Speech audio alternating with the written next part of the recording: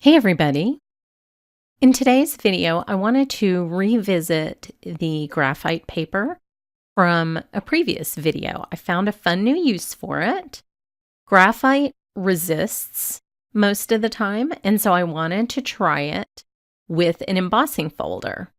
So I ran a piece of watercolor paper through my Big Shot with the graphite paper, graphite side down, on top of the watercolor paper.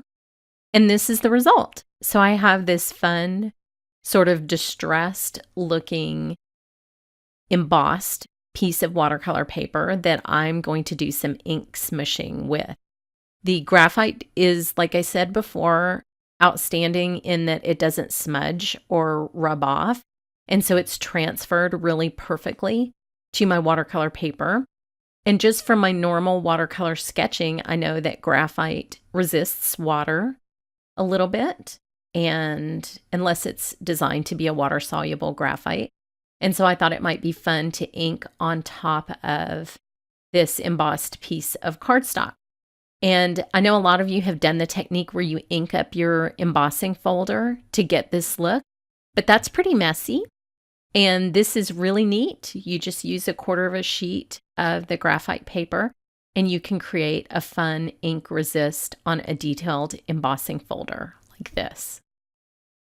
Now I'm adding a little bit of ink with my finger because since it is textured, the ink smushing isn't getting it into all of the white areas.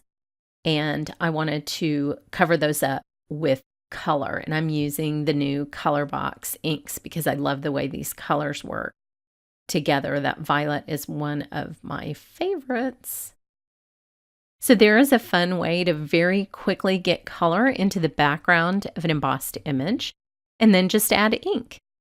Head over to my blog for the details, and all the supplies are listed below. Thanks so much for watching.